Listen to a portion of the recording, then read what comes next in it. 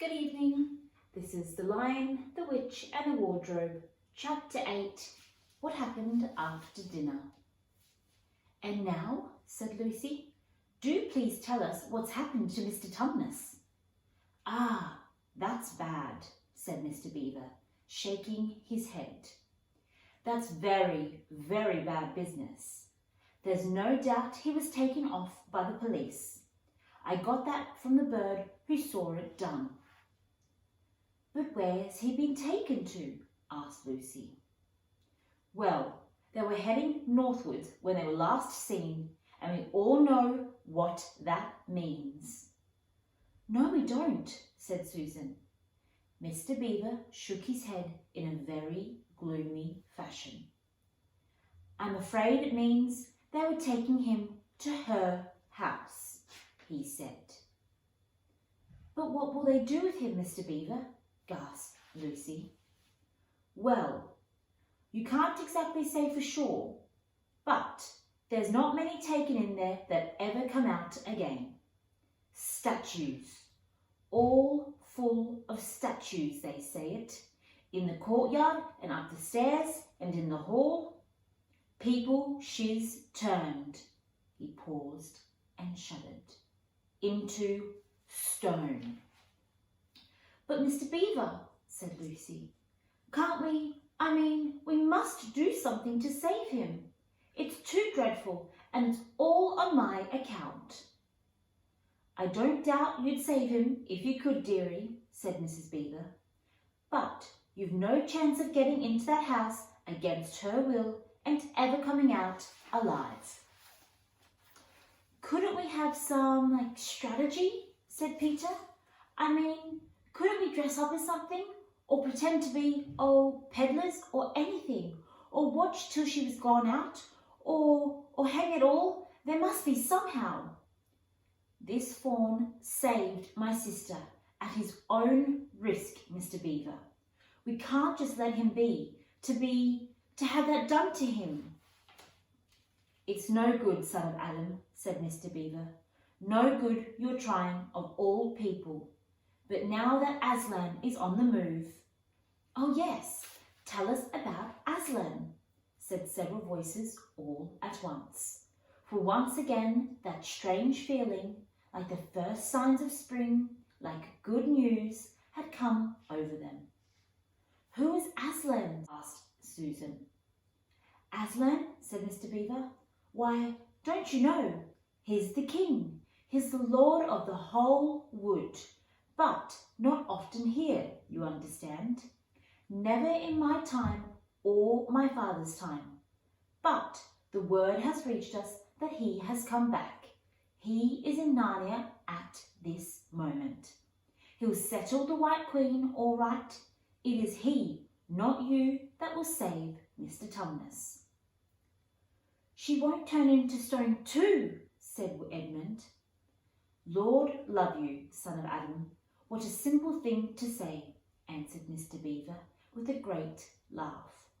Turn him into stone. If she can stand on her 2 feet and look at him in the face, it'll be the most she can do, and more than I expect of her. No, no, he'll put all things right, as it says in an old rhyme in these parts. Wrong will be right when Aslan comes in sight. At the sound of his roar, sorrows will be no more. When he bares his teeth, winter meets its death. And when he shakes his mane, we shall have spring again. You'll understand when you see him. But shall we see him? Asked Susan. Why, daughter of Eve, that's why I've brought you here. And to lead you where you shall meet him, said Mr. Beaver. Is he a man? Asked Lucy. Aslan, a man, said Mr. Beaver sternly. Certainly not. I tell you, he is the king of the wood and the son of the great emperor beyond the sea. Don't you know who the king of beasts is? Aslan is a lion. The lion, the great lion. Oh, said Susan. I thought he was a man. Is he quite safe? I shall feel rather nervous about meeting a lion.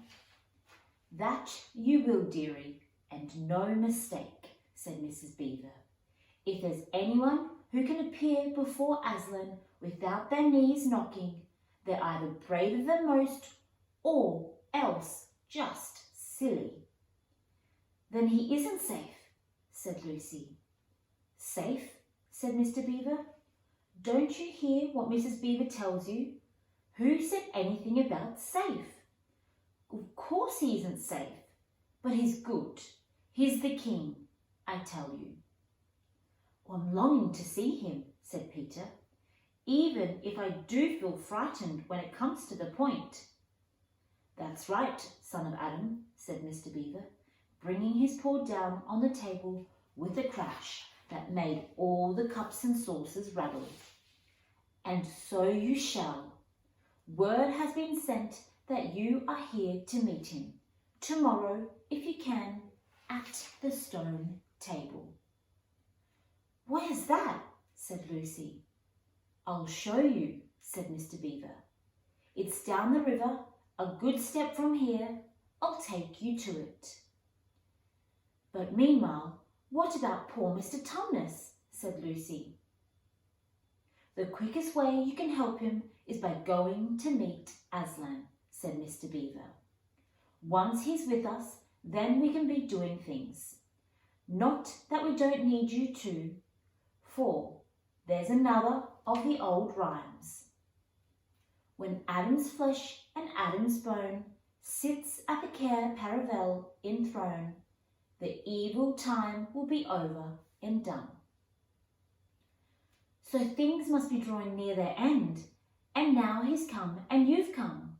We've heard of Aslan coming into these parts before, long ago, nobody can say when, but there's never been any of your race here before. That's what I don't understand, Mr. Beaver, said Peter. I mean, isn't the witch herself human? She'd like us to believe it, said Mr. Beaver, and it's on that she bases her claim to be queen. But she's no daughter of Eve. She comes of your father Adam's. Here Mr. Beaver bowed. Your father Adam's first wife. Her name was Lilith. And she was one of Jinn. That's what she comes from, on one side. And on one side she comes from giants. No, there isn't a drop of real human blood in that witch. That's why she's bad all through, Mr. Beaver, said Mrs. Beaver. True enough, Mrs. Beaver, he replied. There may be two views about humans, meaning no offence to the present company, but there's no two views about things that look like humans and are not. I've known good dwarfs, said Mrs. Beaver. So have I, now you come to speak of it, said her husband. But precious few, and they were the ones least like men. But in general, take my advice. When you meet anything that's going to be human and isn't yet, or used to be human once and isn't now, or ought to be human and isn't, you keep your eyes on it and feel for your hatchet. And that's why the witch is always on the lookout for any humans in Narnia. She's been watching for you this many a year, and if she knew there were 4 of you, she'd be more dangerous still. What's that got to do with it? Asked Peter. Because of another prophecy, said Mr. Beaver. Down at Cair Paravel, that's the castle on the sea coast, down at the mouth of the river, which ought to be the capital of the whole country, if all was as it should be. Down at Cair Paravel, there are 4 thrones, and it's a saying in Narnia, time out of mind, that when 2 sons of Adam and 2 sons of daughter sit in these 4 thrones, then it will be the end not only of the White Witch's reign, but of her life. And that is why we had to be so cautious as we came along. For if she knew about you four, your lives wouldn't be worth a shake of my whiskers. All the children had been attending so hard to what Mr. Beaver was telling them that they had noticed nothing else for such a long time. During the moment of silence that followed his last remark, Lucy suddenly said, "I say, where's Edmund?" There was a dreadful pause, and then everyone began asking, "Who saw him last? How long has he been missing? Is he outside?" And then they all rushed to the door and looked out. The snow was falling thickly and steadily. The green ice of the pool had vanished under a thick white blanket, and from where the little house stood in the centre of the dam, you could hardly see either bank. Out they went, plunging well over their ankles into the soft new snow, and went around the house in every direction. "Edmund! Edmund!" they called till they were hoarse. But that silently falling snow seemed to muffle their voices, and there was not even an echo in answer. "How perfectly dreadful," said Susan, as at last they came back in despair. "Oh, how I wish we'd never come." "What on earth are we to do, Mr. Beaver?" said Peter. "Do," said Mr. Beaver, who was already putting on his snow boots. "Do, we must be off at once. We haven't a moment to spare." "We'd better divide into 4 separate search parties," said Peter, "and all go in different directions. Whoever finds him must come back here at once." "Search parties, son of Adam," said Mr. Beaver. "What for?" "Why, to look for Edmund, of course." "There's no point in looking for him," said Mr. Beaver. "What do you mean?" said Susan. "He can't be far away yet, and we've got to find him." "What do you mean when you say there's no use looking for him?" "The reason there's no use," said Mr. Beaver, "is that we know already where he's gone." Everyone stared in amazement. "Don't you understand?" said Mr. Beaver. "He's gone to her, to the White Witch. He's betrayed us all." "Oh, surely." "Oh, really," said Susan. "He can't have done that." "Can't he?" said Mr. Beaver, looking very hard at the 3 children, and everything they wanted to say died on their lips, for each felt suddenly quite certain inside that this was exactly what Edmund had done. "But will he know the way?" said Peter. "He has been in this country before," asked Mr. Beaver. "Has he ever been here alone?" "Yes," said Lucy, almost in a whisper. "I'm afraid he has."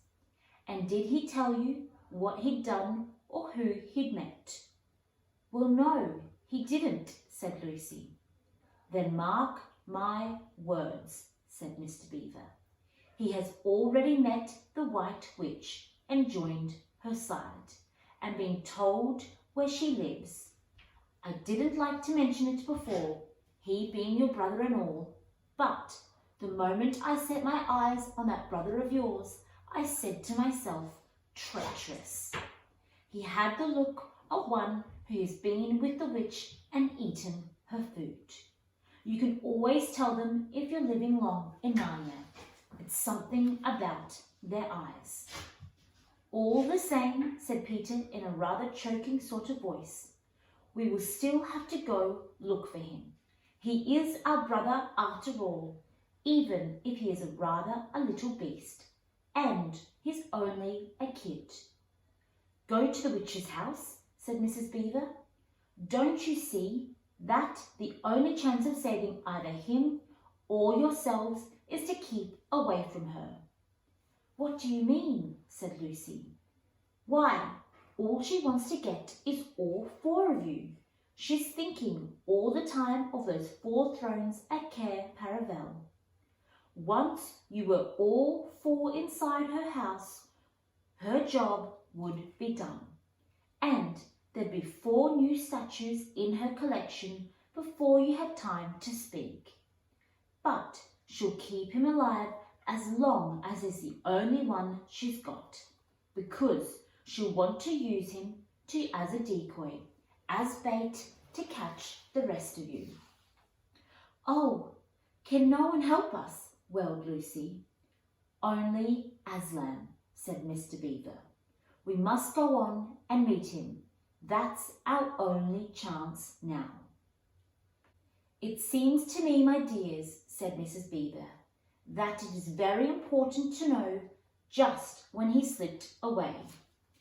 How much he can tell her depends on how much he heard. For instance, had we started talking of Aslan before he left? If not, then we may do very well, for she won't know that Aslan has come to Narnia, or that we are meeting him, and we will be quite off her guard as far as that is concerned. I don't remember his being here when we were talking about Aslan, began Peter, but Lucy interrupted. Oh yes, he was, she said miserably. Don't you remember? It was he who asked whether the witch couldn't turn Aslan into stone too. So he did, by Jove, said Peter. Just the sort of thing he would say too. Worse and worse, said Mr. Beaver. And the next thing is this. Was he still here when I told you about the meeting place for Aslan was the stone table? And of course, no one knew the answer to this question. Because if he was, continued Mr. Beaver, then she'll simply sledge down in that direction and get between us and the stone table and catch us on our way down. In fact, we shall be cut off from Aslan. But that isn't what she'll do first, said Mrs. Beaver. Not if I know her.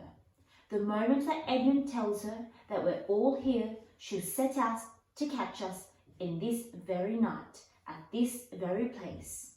And if he's been gone about half an hour, she'll be here in about another 20 minutes. You're right, Mrs. Beaver, said her husband. We must all get away from here. There's not a moment to lose. The end. Good night.